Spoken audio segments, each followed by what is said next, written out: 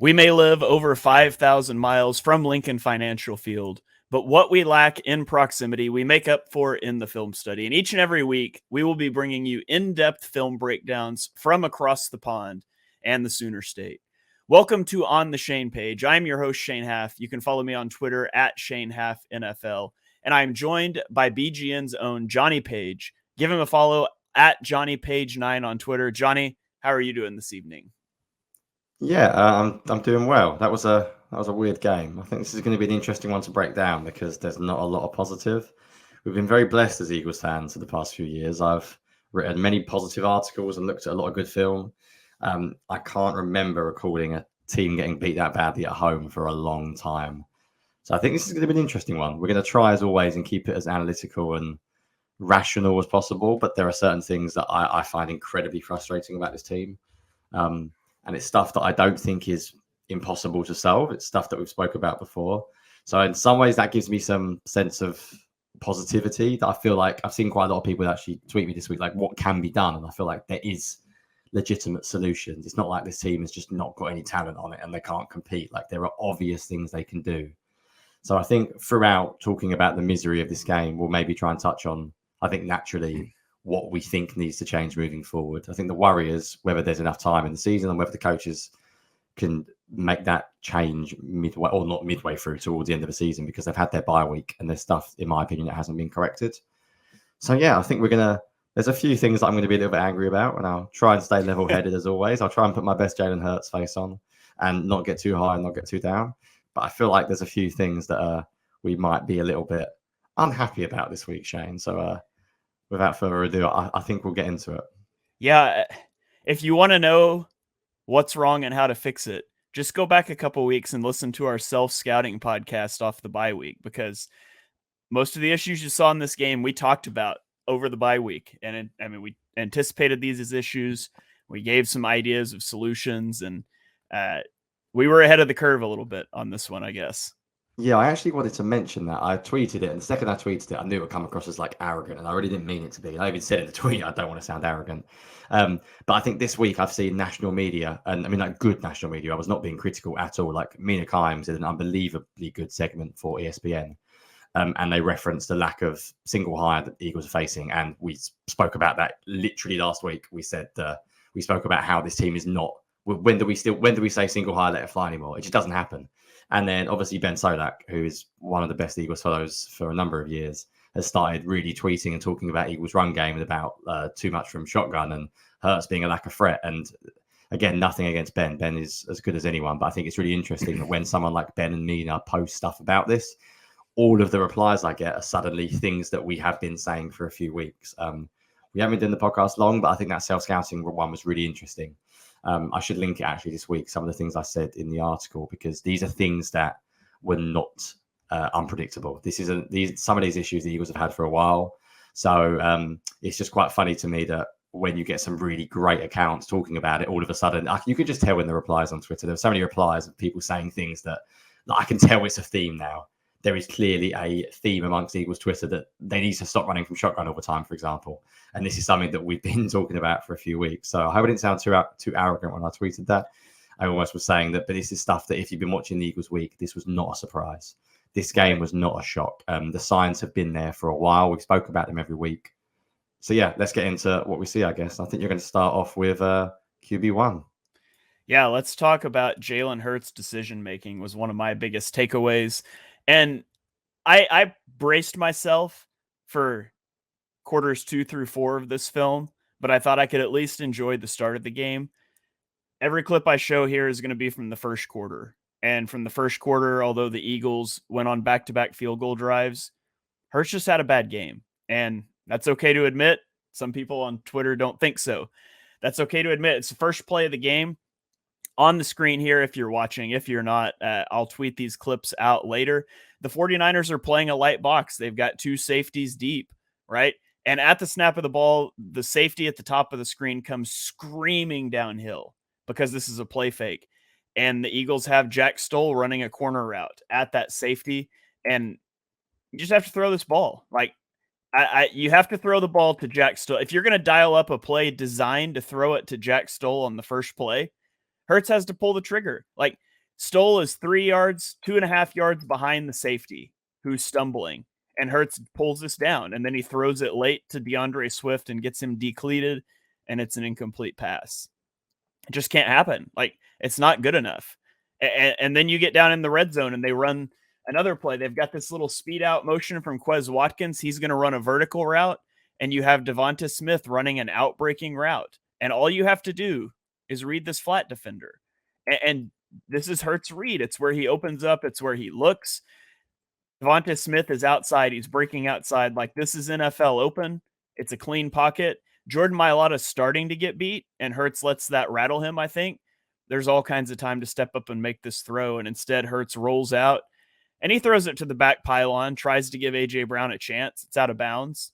You know, there's worse outcomes for the play, but you just have to make that throw in rhythm. And I thought Hurts didn't do a very good job of making these throws in rhythm, and there were times he did. Like, there were, you know, we saw crash and we saw some rub routes and some things like that. But by and large, like, I just didn't feel like Hurts had a very good game reading this stuff out. We've got another one here, and I'll give Hurts a little bit of a benefit of the doubt. He drops the snap. That throws everything off, right? You pick up the snap, and there's a guy right in your face. But you've got a clear out route from A.J. Brown, and you've got a deep out route by Albert O. And you can't get more open. Like, Hurts has now got the ball and reset his footing, and he's got 5 yards of space. Like, this is so wide open, it's unbelievable. And Hurts doesn't take it. Hurts turns it down, and he's going to scramble out of the pocket, and he's going to throw the ball away. Like, you go to 2nd and 10 instead of taking a big chunk play to get to midfield. And I thought there was just a lot of stuff like this on tape. I think I've got one more here. Yeah, I've got one more here that I'll show. This is another one. This one's the tough one. This is the sack where he holds the ball for like 6 seconds. It's not all on Hurts. The 49ers have no safeties deep, so you've got 2 receivers that you think are top 10 receivers in the NFL, one-on-one with corners that have no help, right? And neither of them really separates big time. Now, I would rather him just throw this ball to Devonta Smith, because Devonta Smith is breaking inside and the cornerback is leveraged outside. I'd rather you just put this up and give him a shot, but he doesn't. I don't mind you trying to like extend and make a play here, but that sack with 6.5 seconds before a defender even gets close to you, that's just terrible. And I know he slips, but Hurts was just tremendously indecisive. I thought he missed reads all over the place in this game. I think this was the worst game from Jalen Hurts that I've seen, going back to that playoff game against Tampa Bay. What was that, a year and a half ago? Yeah, this reminded me of like rookie season Hurts, when I kept seeing these wide open concepts. He's not throwing it. But the way we do this is obviously we each come up with different takeaways. And I didn't want to talk about Hurts this week purely because I knew you were going to cover it. And it's not me. I'm not trying to play devil's advocate here and now saying actually Hurts was great. He wasn't.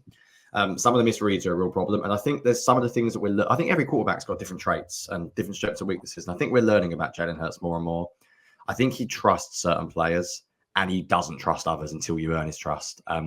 I saw so many times, actually, that I thought Jack Stoll or Albert O maybe ran a decent route this week. And you highlighted a few of those examples. And I'm convinced if Dallas Goedert is running the exact same play, the ball was thrown to him. There is no real way I can know that. I just have a feeling. If you look at some of the tight windows he throws to A.J. Brown and Devonta Smith, they're not wide open at all. So I think, for me, it's about the way maybe they think about this offense moving forward in terms of who's getting the targets as well, and how do they get Hurts to feel comfortable on maybe different concepts. Because if you watch him running crash in this game, for example, he reads it perfectly every time. Like, he knows exactly what he's doing. I think that he seems off to me. Like, I don't really know what, and I do think some of the discourse around Hurts at the moment is hilarious. I mean, he genuinely would have been favourite for MVP last week, and he's had a very, very good season. I think we forget how good he was when his knee was bad a few weeks ago. Like, he can play from the pocket easily. He just did not feel comfortable in this game. And I went back to this last week, and we're going to talk about run game later, and I cannot wait to talk about run game this week. But I spoke about getting Hurts in a rhythm early on, and there's so many plays on film where this team are just too obsessed. And this is my first point still, too obsessed with explosive plays. I think they are so focused on hitting explosive plays. And we said it last week. We called this. Teams are just playing so much too high against this team. Everyone's seen the Mina Kimes clip by now. If you haven't, go on Twitter, search Mina Kimes. It's brilliant. She said the Eagles are facing too high, I think, at the second highest rate in the league, or single high at the second least amount. Those shots are just not there.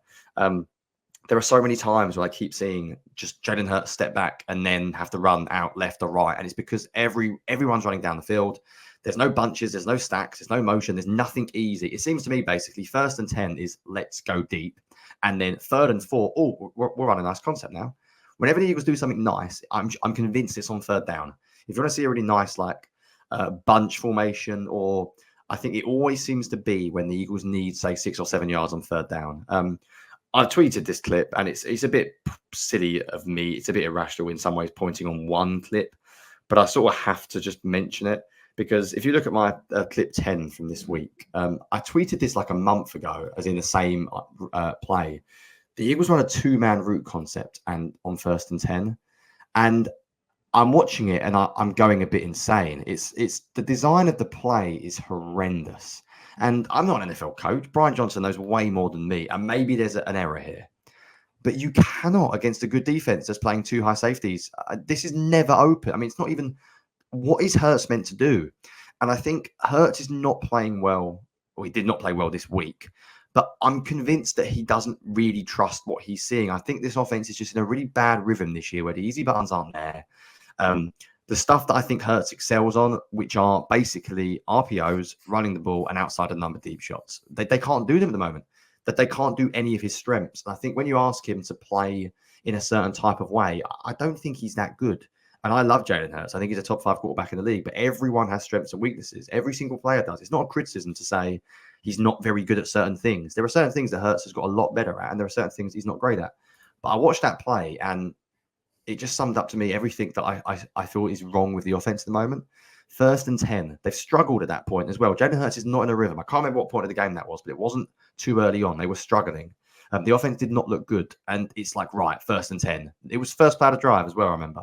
Let's create a chunk play. It may have even been the first play out of the second half, which is like what you're talking about at half time. But don't quote me on that because it might be wrong.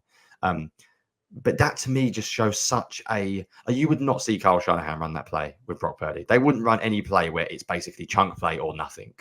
And I'd love to ask Johnson Sirianni, like, why is the idea of not having a check down there purely because, we want 8 men into block so we can give Hurts all the time he needs to hit downhill, hit down the field. But that to me is just poor planning. I'll talk about this on the other side of the ball, how good Shanahan is at having answers for every single thing you can do as a defense. The Eagles don't. Some of the Eagles' calls are basically, we're going to run a play and we hope we get this look. And if we don't get this look, we're in huge trouble. And that play on 1st and 10 was just a classic example of the Eagles. Sorry, I still have this problem where they're too aggressive. I think as a defensive philosophy, we saw it last year with Gannon. And this is not just me saying this. Go and look at quotes from Howie Roseman. Go and look at quotes from Nick Sirianni. It is quite clear since Sirianni's been the coach and for a number of years how much the Eagles look at analytics. They believe in aggressive, explosive plays win football matches.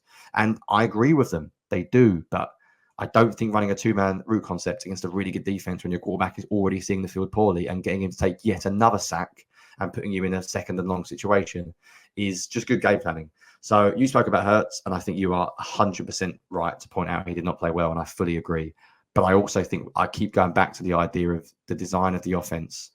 To me, it doesn't fit his strengths. And that's before we even get into the design of the run game. I know you were going to talk about RPOs with your next point. I think that would tie in quite nicely about talking about things that we're not seeing that we sort of want to see. Yeah, and even to your point on the one play that you showed, that 2-man route concept, they max protected to try to throw a deep comeback to A.J. Brown.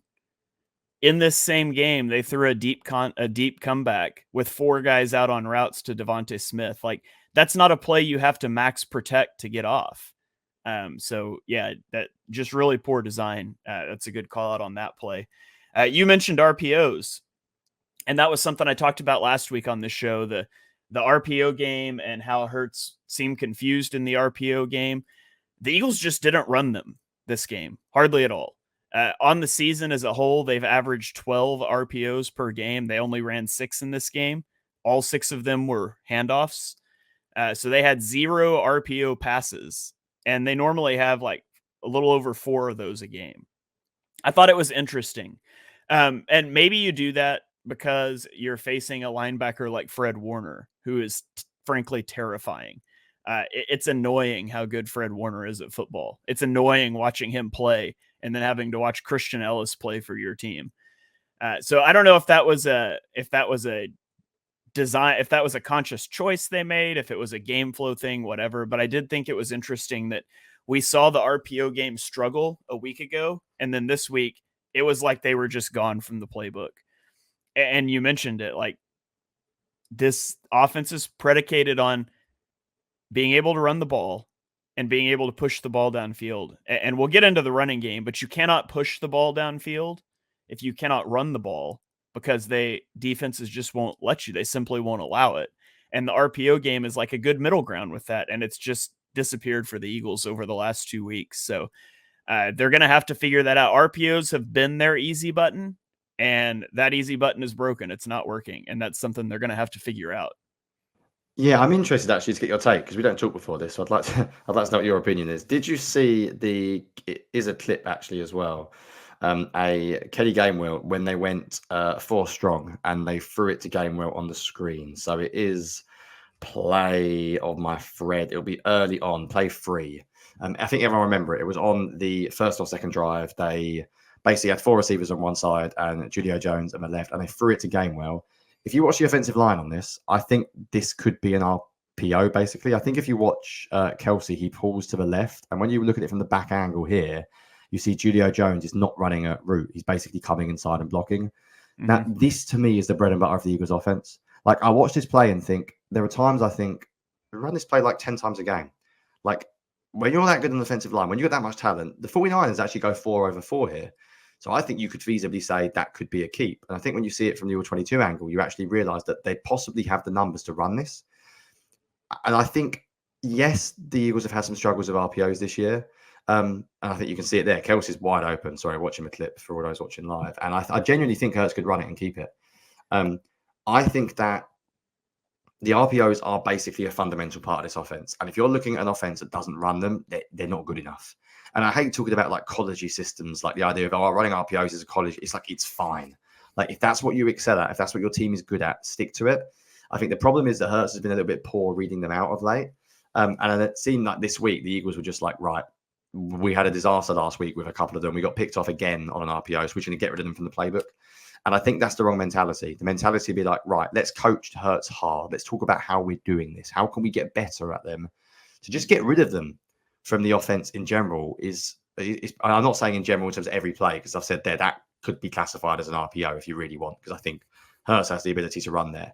But they just weren't a big factor in this game. And I think that's a real problem. I think the Eagles have really got to sit down and think about what they want to be as an offense. I think we're going to talk about run game in a second, and I know I keep hinting at it, but I think it is the Eagles' offense weakness. I think it's everything we talk about goes back to this, which is why we're going to probably spend quite a lot of time on it this week. But from a passing point of view, I think they really need to look at what they want to be, because they look like a team without an identity at the moment. And I think ever since I've seen the Eagles under Sirianni, they've always had an identity. Like I can tell you what the Eagles are going to do. This game plan felt odd. Like even the first play, like I like it. Like Jack Star was wide open. You showed it. It's definitely Hurts' fault. I'm not debating that at all. But there's also a part of me that's like, when have we seen Eagles run like smash to Jack Star in the corner? And that's the first play. And it seems to me like they're running a lot of different things. And I'm not sure they're really running anything particularly well at the moment. It feels like a mishmash of concepts from different coaches. And maybe they haven't really got a specific identity. Is there anything else you wanted to add on the pass game, Hurts in general? I thought pass blocking was excellent, by the way. We're going to talk about offensive line, some negatives now, but I thought pass blocking wise, they were really good. Yeah. Anything else? So too. Yeah. Anything else you wanted to add from a? There was one thing I was going to say actually as well, just to give you an example of this. I've watched and I'm thinking, are we going to try maybe an angle screen to DeAndre Swift? Just seeing as like 2 weeks ago, it was best play the Eagles ran against the Chiefs, and since then we haven't seen it. And I understand the idea of you plan for a specific game, and the 49ers got very, very good linebackers, but they also played a lot of too high. So there's a lot of light boxes, and it feels like they do one thing one week and I go, oh, this is really cool. Let's build on it. And then it goes out the window again. And I think a lot of that is linked to the running game as well. So yeah, is there anything else you wanted to add to the pass game before we sort of move off from Hurts? One off that I'll mention. Yeah, one one-off thing I'll mention that I thought was cool. I talked about TE stunts against the Chiefs where the defensive tackle attacks Lane Johnson, the end loops inside, and then they were tagging that with a slot blitzer to get to basically get Lane Johnson 2-on-1 or 1-on-2, however you want to say that. And they got sack after pressure after sack against the Eagles. Steve Spagnuolo did with the Chiefs. I saw the 49ers run that in this game, and the Eagles offensive line picked it up marvelously. And so that's a nice growth thing to see week over week. That clip's on my timeline. You guys can go check it out if you want. But that was an encouraging growth thing to see from the offensive line when it comes to the pass blocking. Sorry, Shane, I have breaking news here. When do we get breaking news on the podcast? It's not actually very exciting breaking news, so apologies if people are getting really happy at me. But I've just been tweeted by at Dennis Selman, who's very, very good. He does some stuff for the he used to do stuff for the Athletic anyway. And basically Jimmy Kempski apparently asked Sirianni about that first play of the game. And I'm interested to get your live take on this, just because I've just literally popped up on my phone and said that Jack Starr was running a clear out route and was never part of the read/progression for Jalen Hurts, which is why I think it's interesting. Which is why I always say be careful about judging the All-22. I'm fascinated if that's the case. If that is the case, I think I'm even more critical because AJ Brown doesn't even run a proper route out on the left. I just think that was really interesting, and it shows why whenever we talk about film, please remember that we're not in the room. I always say this, but how interesting is that? Do you think he's covering for his quarterback there, or do you think he's actually? I can't see any way he's not part of the progression. I mean, he's even got his hand up. He looks like he wants the ball. I just think that's fascinating. But I would assume maybe that's coach speak. Yeah, that's coach speak, 100%. Because what's it a clear out route for? I mean, you guys can watch it for yourself. You've got AJ Brown running a 5-yard curl route. He's not clearing anything out there. Devontae Smith is running a dig way from the backside. So you're telling me this is even worse. If your first play wasn't designed to take advantage of that safety flying downhill to get Stoll behind him, you're telling me that your first play of the game was designed to use Jack Stoll to run off a safety so you could throw Quez Watkins on a crossing route. That's what I'm going to say. Is it, going back to my aggressiveness, is that first play call all about hitting big Quez Watkins on a very, very deep post route? If Jack Stoll is not to get into specifics here because it could be totally wrong, but if Jack Stoll is a clear out to hit Quez Watkins on the first play of the game, then I don't think anything is summed up than my idea about aggressiveness. Because basically the only guys there you're going to hit are Quez Watkins or Devonta Smith. If this is for Quez Watkins, it's the worst route I've ever seen too, because it spins to a one high safety and he runs right at him instead of breaking in front of him. Sounds about right for Quez. Anyway, I thought that was interesting. Sorry to throw the podcast into disarray, but I just literally checked my phone and it popped up and I thought, oh, running a clear out. But yeah, let's get into why people are here. Do you want to start run game, or I think you should start because I feel like I might go in absolutely way too much depth. And I feel like we might talk about different things here. I think I'm going to guess. You're going to talk a little bit about shotgun and QB run game. Am I right? Have I predicted this correctly? No, I've actually just got a few plays that I want to show why the run game isn't working.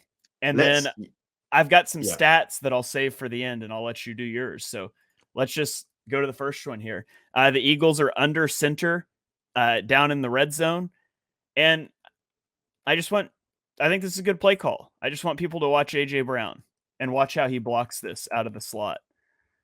Because you get the handoff, Jordan Mailata starts to get beat around the edge, but if AJ Brown really blocks this is a touchdown. Devonta Smith's running his guy off. AJ Brown just sort of stands there, doesn't knock his guy back at all. I just think that's a tremendously low effort play by AJ Brown. And you want to know why the run game doesn't work? This is why sometimes the run game doesn't work. I just think that's bad effort from Brown. So I don't know if you saw that or thought that as well, but it's a different thing every time, because then we go to another play, pony personnel. We motion DeAndre Swift out wide, and then we bring him back and we're going to run the jet sweep, the thing that we like to run, get it flowing horizontally here. And Cam Jurgens just totally whiffs a block, and this play's dead in the water, blown up in the backfield. Now, I mean, it doesn't go for a loss, but the fact that he has to go backwards around a defensive tackle just kills you. And then this one's the worst because this is another under center run that honestly, I think this should be a 70-yard touchdown. You get Devonta Smith in this motion, and you're going to get you've got a guard pulling out, you've got a center coming across, but the problem is AJ Brown down blocks the defensive end and he sort of runs into Cam Jurgens. That makes Cam Jurgens late getting out to the edge. And so because he's late getting out to the edge, DeAndre Swift has to cut this ball inside. Jason Kelsey, who is trying to push this guy to the edge, now all of a sudden overruns it because Swift has to change his angle. And I mean, you just look, if this gets blocked up properly, the nearest unblocked defender is a safety that's past midfield, 20 yards downfield. It's just those timing and execution things. I think I show this one from the back view too. You can see Cam Jurgens get impacted by this down block from AJ Brown. Like right there, he gets hit, and now all of a sudden he can't get out to number 2. Like ideally, you're trying to push number 2 out of this play, and Jason Kelsey is trying to get out wide, but this forces DeAndre Swift to run inside. Kelsey misses the block. It looks worse for Kelsey than it is, in my opinion, because of what happens there with that exchange with Cam Jurgens. And so I thought, I mean, there were 2 of those plays I thought were really good under center design concepts, and AJ Brown has poor effort on one of them that ruins the play, and your timing got disrupted on the other. But there's larger issues than that with the run game, and I think you're going to talk about some of those. So I just wanted to point out a few plays. I'll let you talk a little more generally, and then I've got a few stats for you at the end. Yeah, I feel like I'm becoming the run game man. I keep getting tweets about my thoughts on the run game. I find this incredibly frustrating. Like I really do. If you've been following me for a while, I know that I'm a big believer in running the football. I always have been, especially in the last few years with the way the NFL's gone. There are so many things I could say about the Eagles run game. I genuinely could do a whole podcast on itself. I could write a whole article just on run game. But I'm going to focus on the first one, which is if Jalen Hurts is not a running threat anymore, then this offense has to be dramatically altered, because right now they need to make a decision. And I think we're in the crunch time now. If Jalen Hurts isn't healthy, then the odds are he's probably not going to be healthy for the playoffs, and they're going to have to beat some very good teams like the Cowboys this week, and they need to make a decision. I don't see any like QB counter bash at all. QB draw looks dead. Hurts runs into someone, falls on the floor, has no interest in running. So they need to really think, if they're going to stay as a shotgun offense, then they're going to have to use Hurts as a runner. And if not, and in this game, it looked like they were slightly altering, they're going to have to do something that makes me sound like the guy outside the link drinking coffee, holding up a sign saying, run the ball. But I believe so strongly in this, Shane, you have to commit to running the ball. Running the ball is not just like, we'll do it here and there. It's an identity. It's your philosophy. I think you go out and say, we're going to run. And I'm not talking about RPOs here. I actually think RPOs can be a play where maybe the offensive line isn't sure if the ball's going to come out. I want to say to Kelson Dickerson, we are running this play, end of, under center. Let's run some duo. Let's run some power. Let's double team at the line of scrimmage. Let's stop worrying about getting to the second level. Let's just pick up 3-4 yards and actually commit to it. I keep saying people tweet, funny enough, I'm literally DMing Jimmy Kempski at the moment because he's asking me about it, because I tweeted him saying that I disagree with you on running the ball, because he posted like all the Eagles runs going nowhere. And I don't care. I don't care if the Eagles' first 10 runs go for 12 yards. I do not care. You have to commit to it. If you look at the Eagles' run concepts in this game, number one, they run about 8 different concepts. Like, they're not sticking to one concept. They're running a number of different things. They ran outside zone from under center in this game. They ran some runs from pony personnel. They ran outside zone toss. They run a number of different things. There was a bit of under center. There was a bit of shotgun. It was all a bit of a mismatch. But the number one, they don't commit to the same play. And I think this might surprise people, but I've watched, like you have, every single Eagles snap this year. And they're not run blocking very well the last month. I'm watching every play thinking, what's going wrong? Why is there's Jason Kelsey, there's Jordan Mailata, there's Lane Johnson. I don't think Landon Dickerson had a particularly good game. And I'm thinking, like, why are they not running the ball well enough? You mentioned AJ Brown. That's also a huge part of it. If you want to run the ball as an identity, I want everyone to be a good run blocker. I want every single person on your team to want to block the run. It needs to be something that you like doing. I feel so strongly about this. It's an identity. It's a part of your team. You go out there saying, we are going to run it. And number one, the Eagles just do not commit to it. I'm telling you, if you go back and watch nearly every single run in this game, and I did multiple times, The 49ers have light boxes on nearly everyone. And on every single run, you can say, oh, if he blocked him, he's going to get a few yards there. Oh, if he just makes that block, they're actually going to create some good yards here. It was not they were outnumbered. You just posted that example where they missed. That was an outside zone toss play with motion going the other way. Do it again. You had the numbers. You were 4-on-4. If Jason Kelce makes a block on the backside and if Cam Jurgens doesn't get knocked slightly by A.J. Brown, as you said, it might have been a big play. Look how badly the 49ers came out and ran the ball. They had a 4-yard loss on the third drive. They had the first 2 drives went nowhere, but you don't give up. The Eagles just don't want to commit to running the ball, and I struggle to understand why. And then the other part of it, and people hate me when I say this, but I don't think the Eagles have a running back that is a first down runner still. And I love DeAndre Swift, and I think DeAndre Swift is fantastic. I'm not really sure about Gainwell and Scott hugely. And I don't get what's going on with Rashard Penny. So I can't talk about, I don't know. I don't see him in training. I watched him last year and he's clearly still got it. I don't know what's happening there. But they haven't got a running back who hits the first man and falls forward and picks up 2 yards. Like Christian McCaffrey in this game is running people over. I tweeted this on my defensive thread where the Niners run a play under center. Christian McCaffrey is running directly down the middle. It's either duo or it's inside zone with 2 double teams. I can never tell them apart. Let's assume it's inside zone or duo. It doesn't matter. But there are 2 big double teams. Christian McCaffrey runs straight behind them. There's no sort of trying to juke anyone. He just runs down the middle, like Derrick Henry style, just bang into the Eagles linebackers. Then he falls forward for like 4 or 5 extra yards. There are 3 guys trying to drag him down. Then Brandon Ayuk comes along and shoves Blankenship after the play and starts squaring up to him. And it's like the 49ers loved running the ball. It's their identity. They want to dominate you. And I hate being outmatched physically. And to me, running the ball is how you show how physical you are as a team. We are going to beat you up at the line of scrimmage. And the Eagles don't run the ball well. Now, the answer could be that the offensive line's got worse. And that's a bit of a weird problem because I'm looking at it going, well, Lane Johnson's, Jason Kelce, Cam Jurgens, Dickerson.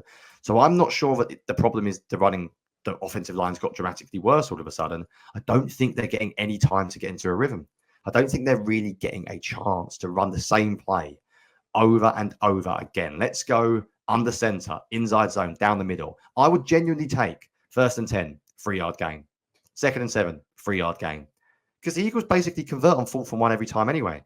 So if we can get to 3rd and 4, 3rd and 5, then we can start running some quick slants. We can start running some quick game.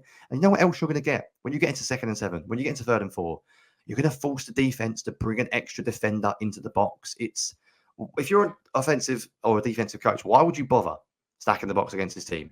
Because basically, if you can do enough up front, you can play the run well from light boxes. You can force a few short yardage gains. The Eagles are going to give up. And then you could just sit split safety, and then Hurts' biggest strength, this Eagles offense's biggest strength, becomes irrelevant because those down the field shots are simply not there right now. I think all of these offensive problems stems back to the problem that they do not run the ball well. And in a perfect world, you run shotgun with DeAndre Swift and Jalen Hurts becomes a huge part of the running game. And I'm talking 13, 14 carries because you will force the defense to bring an extra defender into the box. Now, if Jalen Hurts cannot do that, then you need a total rethink about how you're doing things. I think you need to look at promoting Rashard Penny. I think you need to look at going 12 personnel more. By the way, that's another thing. I mean, I could go on about this for a long time, Shane. I find it infuriating. Go 12 personnel. They didn't run it at all. 11 personnel all day long. 11 personnel, 11 personnel, 11 personnel. Go 12 personnel, right? And run on 1st and 10. You might get no gain. Next drive. Run, you might get a 7-yard gain. Do you know what might happen in a couple of drives later?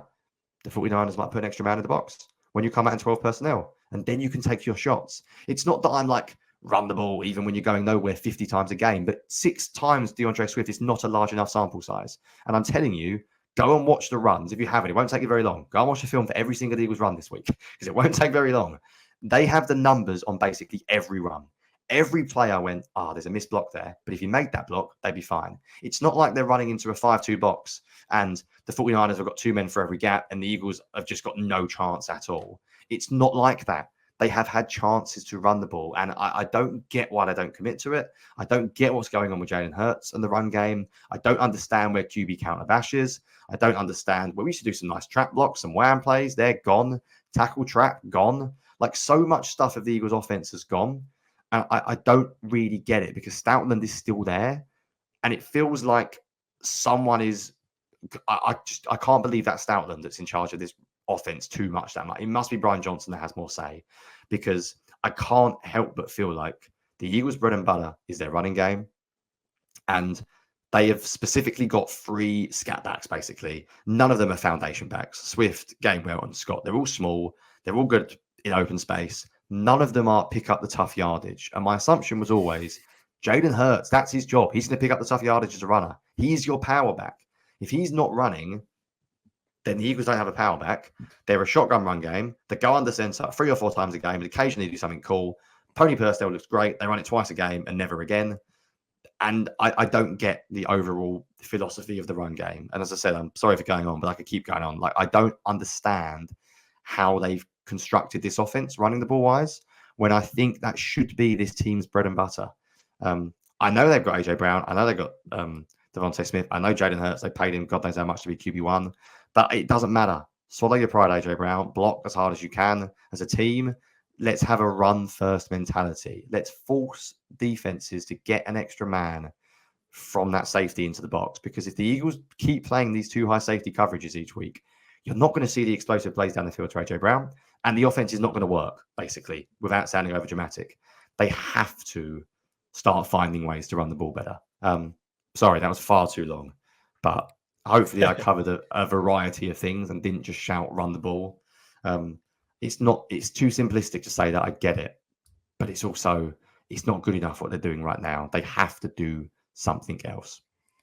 Yeah, you look at, they're going through what the Chiefs went through a couple years ago when teams started to play split field safety looks against Patrick Mahomes, and you've got to adjust. You can't hunt big plays, and the Eagles offense is hunting big plays, and teams are taking that away. You have to take the underneath throws. You have to be able to run the ball against light boxes. And the Eagles aren't doing either one. Since week 5, the Eagles have an early down rushing success rate of 32.4%, which ranks 27th in the NFL. Now, I used early down because I didn't want to inflate the numbers with tush push on 3rd and 4th down. So 1st and 2nd down runs, 32% success rate, bottom 5 in the NFL. The offensive line's too good for that. And I don't care what ESPN says, number 1 in pass rush win rate, what PFF says, number 1 run block graded team. They're not. They are not playing that well in the trenches right now. They are not pushing guys off the ball. And you see that I went and tracked these numbers down today per Sports Info Solutions charting. Last year, the Eagles averaged 2.28 yards per carry before contact. So 2.28 yards before contact. This year, it's 1.81. Now, that doesn't sound like a huge difference, but that's 79% of last year's total. If you drop the first 3 weeks of the year, Minnesota, Tampa Bay, who just played ridiculous defenses that let you run wild, it drops to 1.39 yards before contact per carry. That's 61% of what they were doing a year ago. Now, all those numbers are excluding QB runs, because I don't want to get scrambles and zone reads where the quarterback pulls it and there's nobody there. That's not what I'm interested in. When you're calling a run play and you're running the football, the offensive line doesn't get push, somebody misses a block, and the Eagles' rushing attack has been horrendous, really, since the Tampa Bay game in week 3. And it's a major problem, and it's got to be fixed. Yeah, and different teams are built in different ways. Like, I think you can have different styles of offense. Not every team has to run the ball a lot, but I think actually the best teams in the NFL of recent years have run the ball well, because I think that's the way defense is going. But this team especially is built to run the ball. Like, I know they've got AJ Brown. I know they've got Devontae Smith. They haven't got a great deal else. I know that obviously when Dallas Goedert comes back, they do. But I look at Jalen Hurts, and I love Jalen Hurts, right? I think he's an exceptionally good quarterback. I think he has flaws, as I've said time and time again. I don't think Jalen Hurts is a standard pocket passer. Let's throw the ball 50 times a game. He's not Trevor Lawrence. He's not that kind of a player. I think for him to be really successful, this team needs to run the ball. And as I said, I could go on about it for ages. I'm going to write about it a lot this week. So to check out the article, probably come out on Wednesday or Thursday. It just has to get better, Shane. And the Eagles have to make a major decision this week. If Jalen Hurts is not going to be a part of this running game, everything changes. And if he is, let's stop hiding him. The Cowboys is a must-win game. Realistically, they don't want to lose 2 on the bounce. You don't have to run him 13, 15 times against the Giants or the Cardinals. You could probably win that game without using his legs. But in this game, in big playoff games, they need to run him massively, because I'm telling you, if you go 12 personnel, 11 personnel, start running some QB counter bash, you are going to get teams that are going to have to bring the extra defender into the box, because it's basic math. Last year, you couldn't defend this team with 2-man coverage. You just couldn't defend this team from split safety. The Eagles running game would kill you. Defensive coordinators hate giving up runs. They hate it. If you are winning in the run game, they will almost certainly bring an extra defender down into the box. It's the way of the NFL. And then that opens up so much more from the pass game, because the Eagles don't have to be great. They don't need great route concepts. Single high, let it fly. It's a bit of a joke, but it's also very true. It's Jalen Hurts' best ball he throws. It's AJ Brown's best route he runs. Devontae Smith is also brilliant at it. It is a simple offense. People used to tell me all the time last year, it's a simple offense. And I'd say, doesn't matter. Stop it. Doesn't matter how simple it is. I don't care how you win. If the running game doesn't work, I don't know where this offense goes. There'll be a fine offense because they've got AJ Brown, they've got a good quarterback, and they've got Devontae Smith. Dallas Goedert will come back. They'll be good. But will they be great? Will they be really good? Or will they just be a decent offense because they've got good players? I think it all goes back to run game. I really, really do. And if we don't see changes, it's not going to be as good as it was last year with it. I don't see any chance it will anyway. It's not that the best teams run the football. It's that the best teams take what the defense gives you. And what the defense is giving the Eagles right now is the running game, because it's not working. And so, yeah, we've said on this podcast a lot of times, single high, let it fly. We're going to add a new adage that I just made up. I don't think people say this, but 2 safeties back, rushing attack. That's what we got to see. Making this up on the fly here, but no split field safety high, no 2 safeties high, let it fly. That doesn't work. 2 safeties back, rushing attack. Put that on Jalen Hurts' wristband and let's get this rushing attack going. All right. On that note, we need to get onto the defense before I think we do actually go insane, which we may have already passed the point of no return now. You've said that on an actual podcast, Shane. Yeah, when you say 2 safeties back, rushing attack, it's time to just throw to a break and get to the defense. That's what we're going to do. We're going to throw it to a quick break. We will be back to talk about the Eagles defense and definitely not go insane then. Back after this.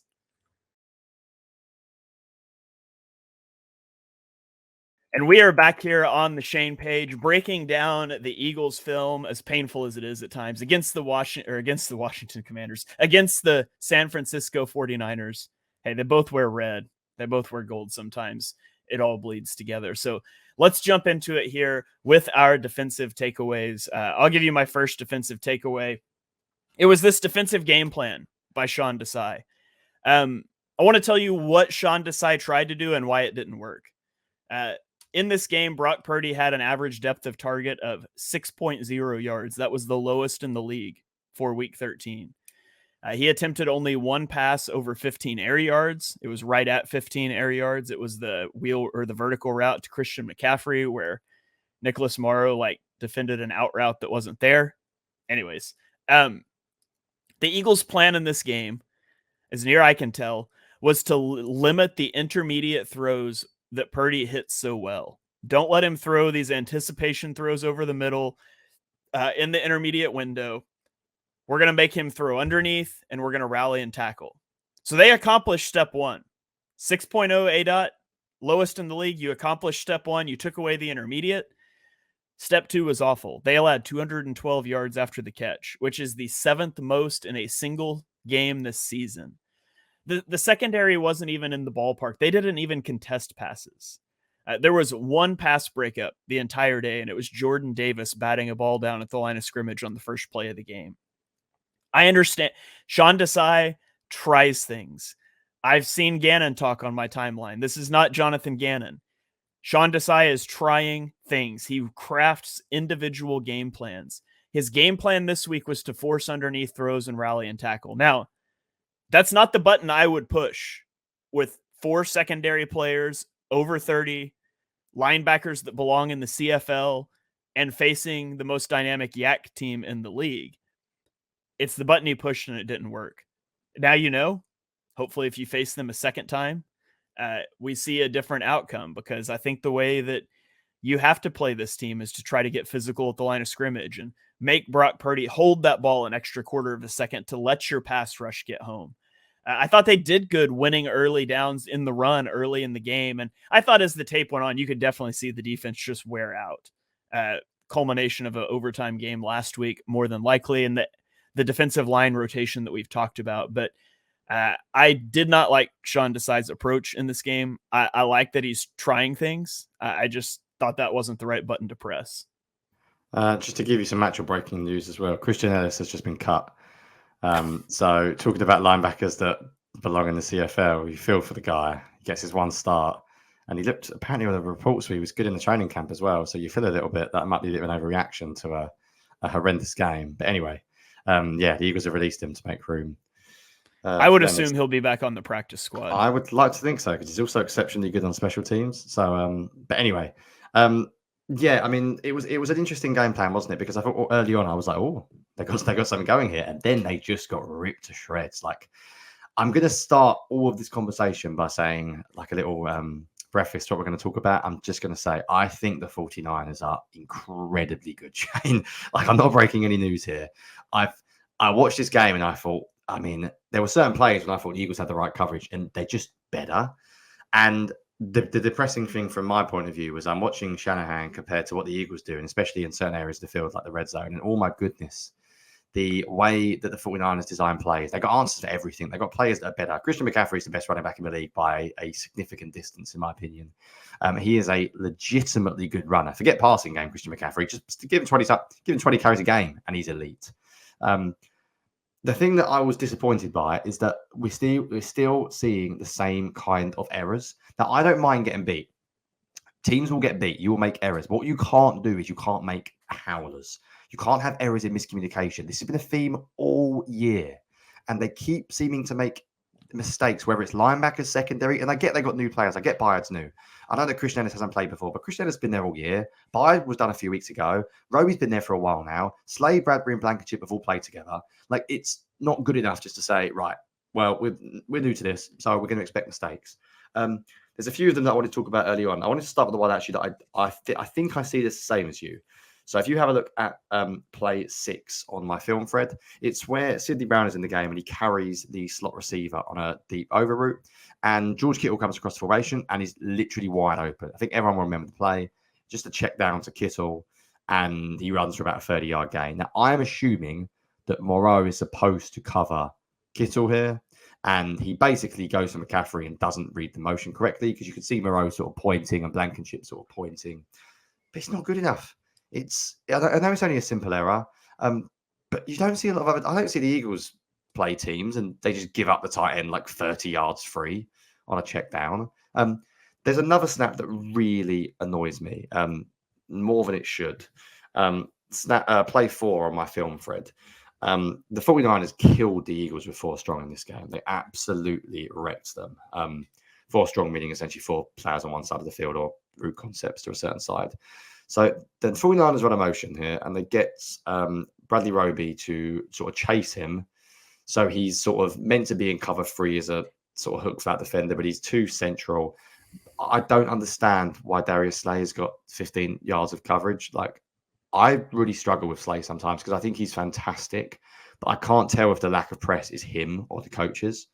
Because when it was Gannon, we just said, oh, it's they're telling him to stand that far back. But the amount of times they gave up these short out routes to Brandon Ayuk, and there's no safety over the top. There's no receiver running a deep route. There's only one person on that side of the field. There's no reason why you can't get tight.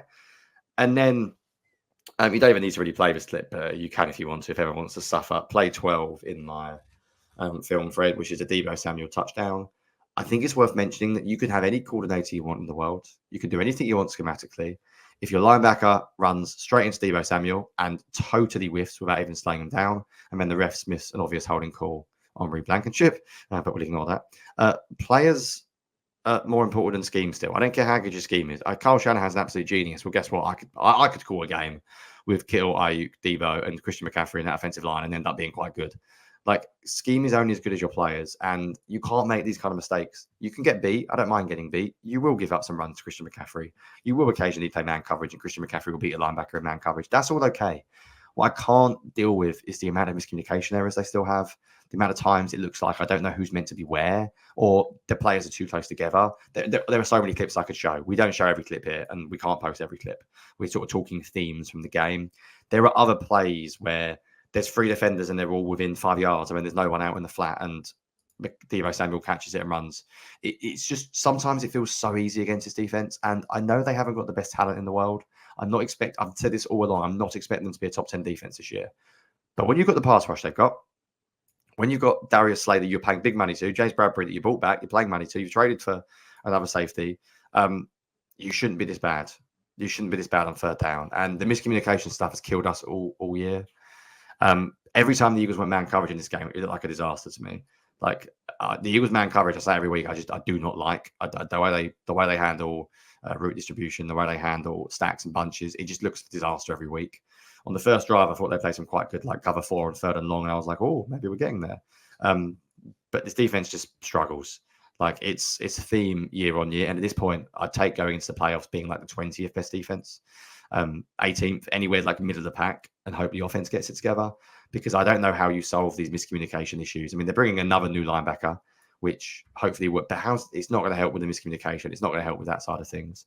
So I just found the errors and the miscommunication, and I totally get getting beat by a great team. But some of the errors and miscommunications just become frustrating because it's the same thing I'm seeing every week. Yeah, I agree with you on that. Actually, the first play I was going to show on my next point, which is about the Eagles blitzing, was going to be that play from Nicholas Morrow. And the Eagles rush 5 here, which they do a lot, and I don't like it. But they send 5, and they're playing coverage behind a 3 deep, 3 underneath zone. It's called fire zone. And so in that fire zone, Nicholas Morrow is responsible. He's supposed to open up. He's supposed to relate to the number 3 receiver at the beginning, which is Kittle coming across the formation. He's responsible for number 3, really anywhere he goes, but he's also responsible for a shallow route because Sidney Brown is responsible for the number 2 route if he goes vertical, which he does. And so you see at the snap of the ball, Sidney Brown carries his guy vertically. Morrow goes to the wrong side. So there's nobody in the flat. And it becomes, like you said, a check down that's a 30-plus yard gain, and it's a miscommunication. That's on Nicholas Morrow. He's the guy in the wrong there. And then you get another one here. I'm not entirely sure how this one should play out. It's another one of those 5-man rushes, but it's 4 strong, except it's not because Deebo is on a 2 wide receiver side in the backfield at the snap, but he goes over and 4 strong breaks your coverage rules. So I don't know exactly who this is on, but I've got to imagine it's Christian Ellis who just dramatically overplays the play action and lets Kittle get behind him. I won't say for certain that's him because I don't know how their 4 strong rules work on that. But again, it's those 5-man pressures. I don't like them. I hate these 5-man rushes. I hate it. Your defensive line is good enough to win without doing that. Like all you're doing when you rush 5 is you're guaranteeing a one-on-one for everybody. Whoever they double team, you've got 2 to 3 other guys that should win their one-on-one. Sending a 5th guy does not matter. It just takes a guy out of coverage. And so here's an example of the Eagles sending 6. The problem is you're sending 2 linebackers that are starting out 4 yards off the line of scrimmage. It's just too slow. Like your linebackers aren't fast enough. There's no anticipation of the snap. They're both flat-footed at the snap. Nobody's timing the snap and getting downhill. And it's just too slow. Ball's out. Purdy never even gets touched. It's a first down on 3rd and 9. I hate it. Like, get up on the line like the Vikings do. Put 6 guys on the line. It's 3rd and long. They can't run the ball. Mug up both A-gaps and say, we're coming, stop us. And then sometimes don't come. That's fine. I hate the 5-man pressures. I hate these linebackers blitzing from depth. It just doesn't work. In this game, when not blitzed, when the Eagles just rushed 4, Brock Purdy was 9 of 17 passing for 101 yards and a touchdown. He threw the ball away twice. He took 2 sacks. He had 6.7 yards after the catch per completion. When blitzed, Brock Purdy was 10 of 10 for 213 yards and 3 touchdowns, 15.3 yards after the catch per completion. He was never sacked. They never took a negative play off of a blitz, not once. This defense is bad when they blitz, and it's not unique to this game. On the season as a whole, the defense ranks 16th in EPA per play and 13th in success rate when not blitzing. Not great, but 16th is average. We could live with average. When they do blitz, they're 32nd in EPA per play and 31st in success rate. Like, wow. And it's because they're blitzing. The majority of their blitzes are rushing 5, which does nothing for this defensive line. Like, that's what you do when you have Myles Garrett and nobody else, so you can get him a one-on-one. Who are you trying to get a one-on-one? Because you're going to have 2 of the 3 of Jalen Carter, Fletcher Cox, Hassan Reddick, Josh Sweat. Like, 2 of those guys are going to be one-on-one any given play. Trust them to win and play coverage behind. The Eagles have got to stop blitzing this way. It kills their defense. Yeah, and what I really like that you said as well is this idea that this is not a theme for this game only. I think that's what we're trying to get across on this podcast, is none of this is new to this game. Shanahan has watched exactly what we've watched all the time, and he knows. I could go back to last year. I've said for a while the Eagles need to get away from these 5-man fronts on early downs. If the only way you can stop the run is by playing Jordan Davis as nose tackle and 5 guys on the line of scrimmage, that's a problem, because it just limits what you can do coverage-wise. It massively limits it. And what the Eagles do is they drop one back in, but it's always an edge defender like Smith or Reddick or Sweat, and they're quite often too close to the line of scrimmage to get any depth. Or they fake a double A gap blitz, and then the 2 linebackers are too slow to drop deep because the linebackers have got no athleticism at all. That blitz you showed earlier on 3rd down when the linebackers are blitzing both of them from 12 yards deep, it's just not worth it. Purdy just gets rid of the ball too quick. And they used to blitz safeties at the start of this year from like 20 yards deep, and you're like, I don't get what we're doing when we blitz. It just doesn't look very good. Blitz a slot cornerback when the offense is in a tight split, because he can be up on the line of scrimmage and fake press coverage and get there in 3 seconds. That's what good teams do. We don't seem to do cool stuff like that. We seem to just do very generic blase blitzes that don't work. My second point was actually on pass rush.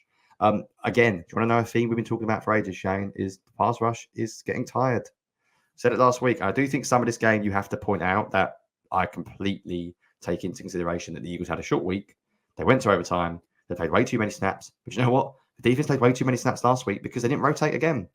They let someone like Street go, who I don't really care about him going to the Saints, but they haven't played Ajomo at all as a backup yet. They've had a little bit more of Nolan Smith since Barnett's gone, but I mean, we're talking like minor amounts. Like, he was a first-round pick, and I don't want to start like the whole bad pick category, because I that's not fair on him because he's not played. But this is a team that's competing for a Super Bowl with players in their prime who have got maybe 1 year left, like Jason Kelce. This should have been we need to go for it this year. And drafting a guy in the first round who can't get on the field at all, I think the Eagles are getting tired. I genuinely do. I think there's lots of research about rotating pass rushers. You can go and read a lot of data about injuries and fatigue. And when you play these quick games, they're playing a lot. I don't think Jordan Davis is very good in this game.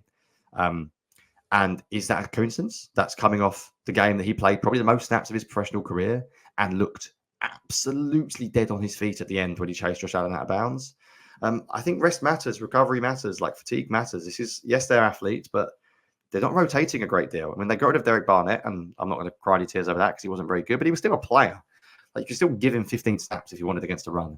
Nolan Smith looks like, to me, he can't rush the quarterback very well, but he can stop the run. He's a very, very tenacious run defender. He was in college as well. Like, play him a little bit more. Just try something else out. Because I think the pass rush, my worry is that they're going to get worn down, and that's going to end up costing them as the season goes on. So I think your point about blitzing is so spot on. When they rush 5, it's just not something they potentially need to do very often.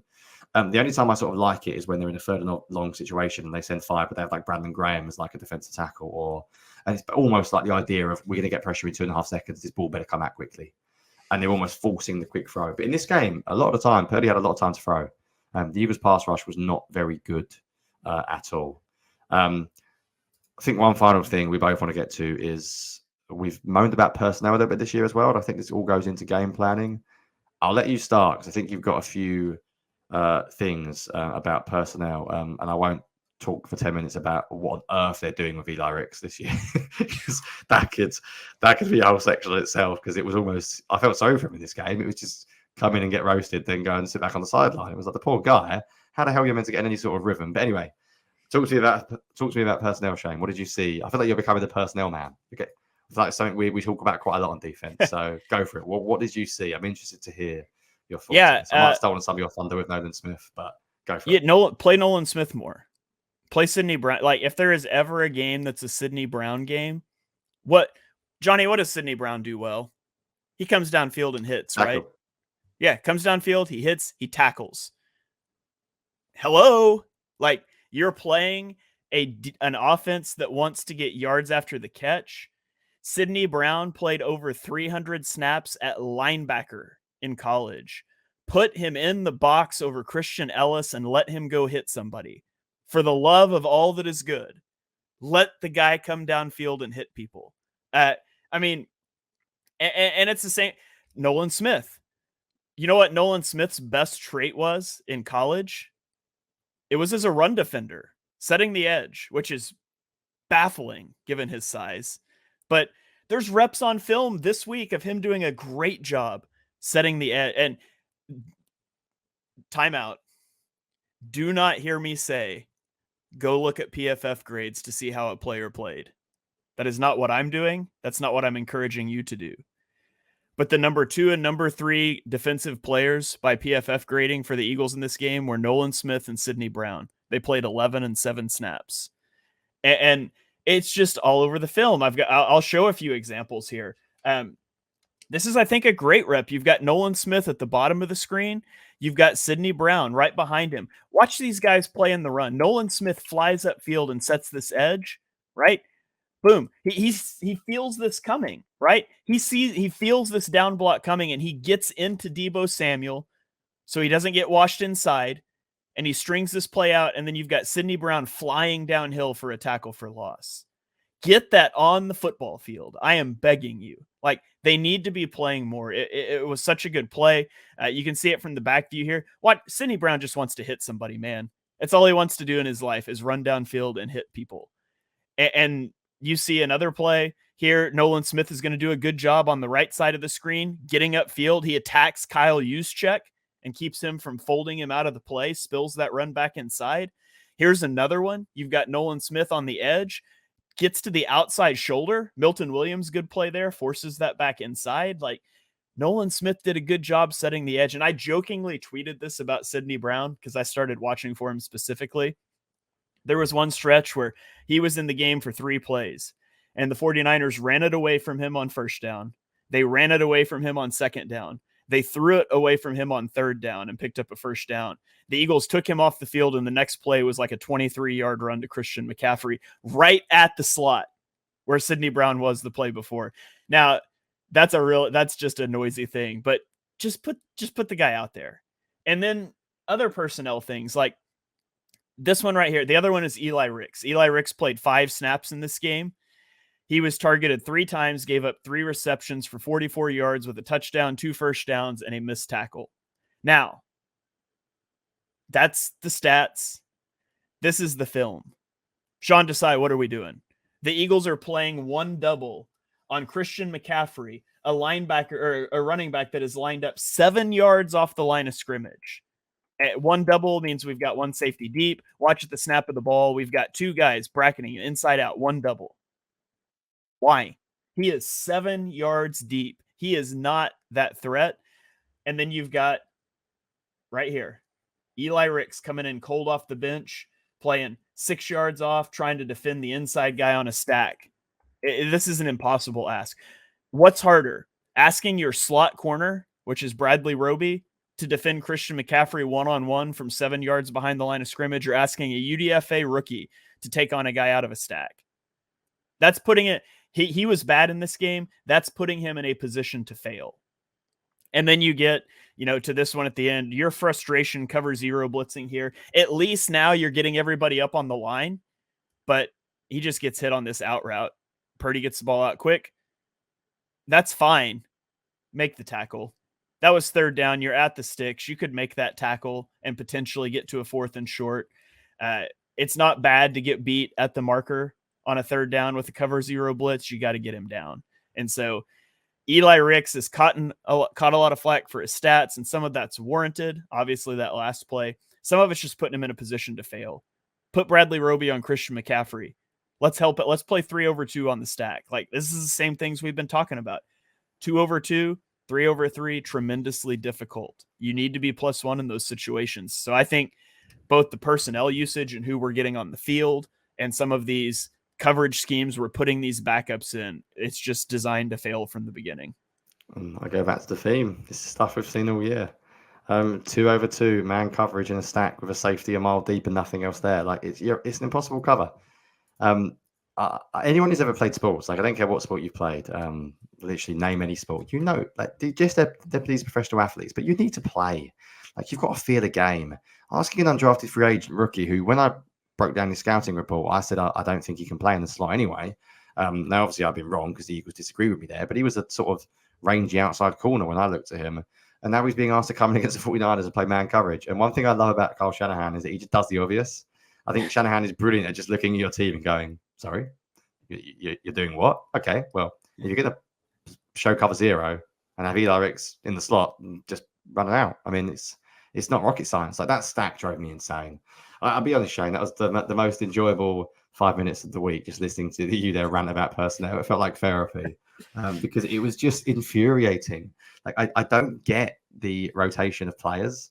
I really, really want to like Sean Desai because I really like the fact they have different game plans. I look at the Chiefs game, I look at the Dolphins game and think, oh, there's something to work with here. And I really want to like it. I mean, I look at some of the numbers and I think, oh my goodness, like, what is going on? I look at some of the man coverage reps. And my third point was actually going to be Darius Slay, but I already mentioned him earlier on. I look at how Slay's like 15 yards deep on cover 3 with no one else there. And I struggle. The difference between the defense and the offense, in my opinion, is that the offense I have no excuses for them because they're too talented to be bad. You can make legitimate excuses for the defense. You can. But there's also, like, there's basics. There's basics and there's excuses. Like, there are certain things you can do. Like, Christian Ellis just got cut and he played 75% of the snaps. He gets cut 3 days later. Like, I'm not saying Sidney Brown is a dime linebacker. I'm not saying he is. We've not seen him at linebacker. But do you know what?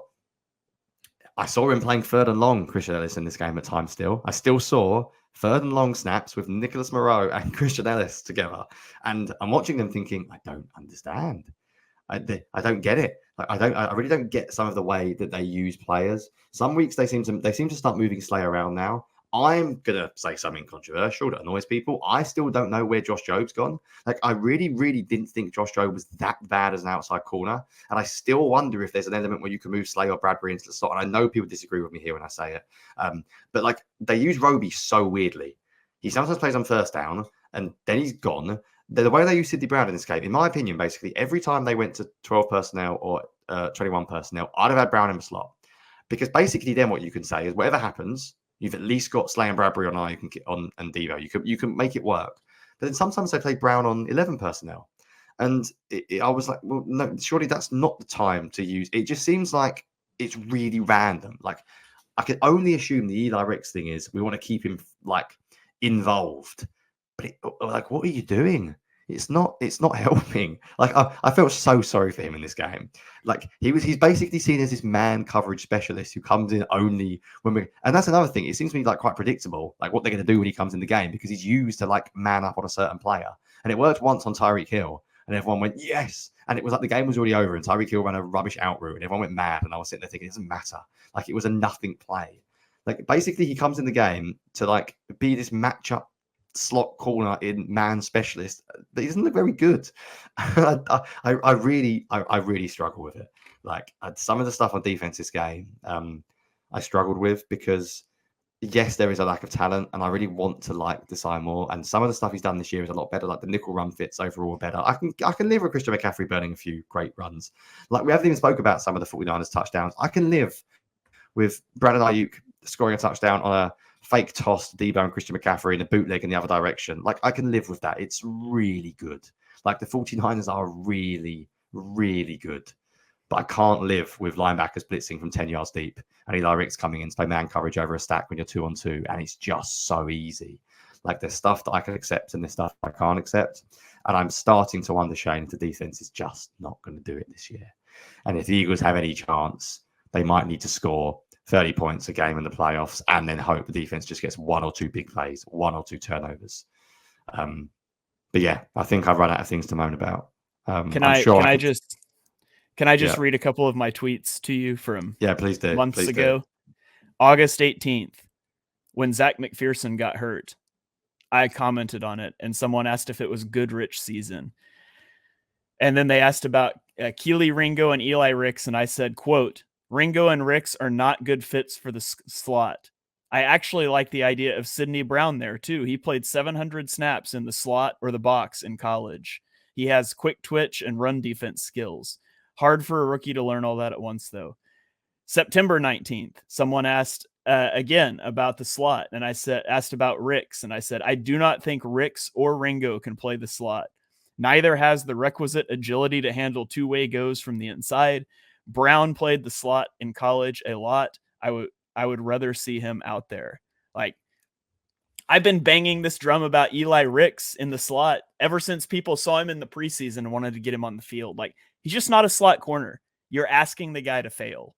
I don't know if you just insist on getting him on the field, you probably just need to put Bradbury back in the slot on those reps and put Ricks outside. And I don't think that's a good solution either. But I felt bad. I felt bad for the guy. He was definitely set up to fail. Yeah, just while we're talking, this is because obviously I write about every single player in all times, and when I watched Eli Ricks, I liked him. So if you look at some of my things I said, excellent ball skills, length, shows up at the catch point, 6'2", presses receivers well on the outside, plays very well physically outside the numbers.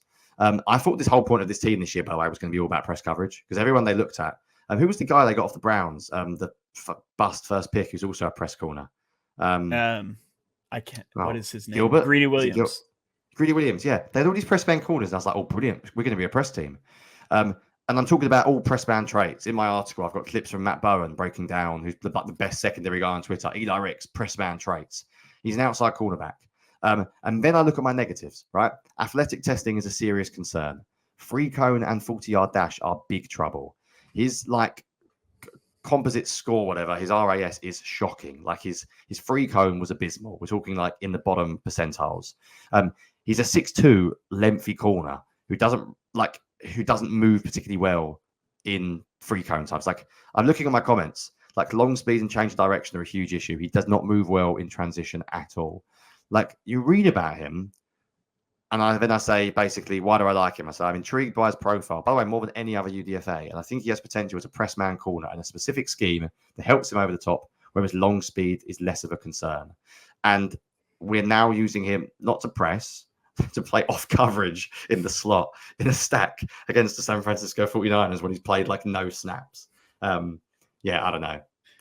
There's certain things I can have answers for. Like I feel confident about the offense. I really do think they can fix the issues. So I'm like, if they see what we're seeing and they want to address it, I think they can. I don't know really about the defense. My answer would be let's rotate the hell out of these pass rushes after the Cowboys game. Get Nolan Smith some serious snaps because when the playoffs come, this defense is good enough still. If Jordan Davis gets a first round bye and a week off and they can rotate Sweat and Reddick, then this team can do some stuff. But at the moment, it's going in one direction and it's not a positive one. Yeah, from my scouting report on Eli Ricks. In man coverage, plays physically through the release and maintains contact as he carries routes vertically. Very good at pressing out of both man and zone. Weaknesses. Shifty receivers give him trouble underneath if he can't get hands on. Struggles from off coverage. Scheme fit, press or zone, boundary corner only. It's like the exact opposite of how he's being used. Yeah, and that's not like we didn't talk about Eli Ricks. Like this is, I don't know, Shane. It makes me worry a little bit about what's going on in terms of scouting wise, in terms of what some decisions. There's teams that do things that make you question everything. Like for example, this is totally random. We need to finish because we're totally waffling now. But I watched the Washington Commanders play the Dolphins, who've just sacked their defensive coordinator, and I'm watching Tyreek Hill running down the field because they're playing cover one and the safety's not even shading Tyreek Hill. And I'm watching it thinking that team's just gone. Like they're dead. They're irrelevant because everything they do, there's obviously something fundamentally just wrong with that team. And I don't want to say we're there yet on defense, but we're not far off. Go and read Eli Rick's scouting reports, not just from us two, and then tell me what on earth is going on. I don't know. We need to finish before we go completely insane. But I think this was good therapy. I think. Yeah. I'm not sure if it ended well. I think I felt better about 15 minutes ago until you started talking about ADRX. Yeah, sorry about that. I'm Let's wrap it up here for the viewers, and I'll say this: huge game in Dallas this weekend. If the Eagles win this game, they have a 72% chance per the New York Times playoff simulator to secure the 1 seed. If they lose this game, which would obviously not be ideal, they still have like a 32% chance to secure the 1 seed. They would be relying on a 49ers loss, likely to the Ravens on Christmas. So go take care of business this week, and all of a sudden you are in pole position for the 1 seed again, and you finally catch an extra day rest against Seattle, who got flexed to Monday night. You can rest up. You can start a little bit easier stretch, and we'll certainly feel a lot better this next week on this podcast. So we'll end it there with a little bit of hope for the people. Thank you guys for joining us for this episode of On the Shane Page. We hope you enjoyed this show. Wasn't the funnest film to watch. I hope you guys feel like you know some of the issues going on now. And again, I just want to point out, we are nitpicking. That's what you do when you look at film. The Eagles have a lot of good players. I'm confident they can get this thing back on track, but there's some adjustments that they need to make, and that's the main thing that Johnny and I want to come through. So thank you guys for joining us. Hit that subscribe button so you get all the shows on the BGN radio feed. Likes on YouTube, 5-star ratings, and reviews really help us out. You can follow us on Twitter. I'm at Shane Haff NFL. He is at Jonny Page 9, and we will see you guys next time.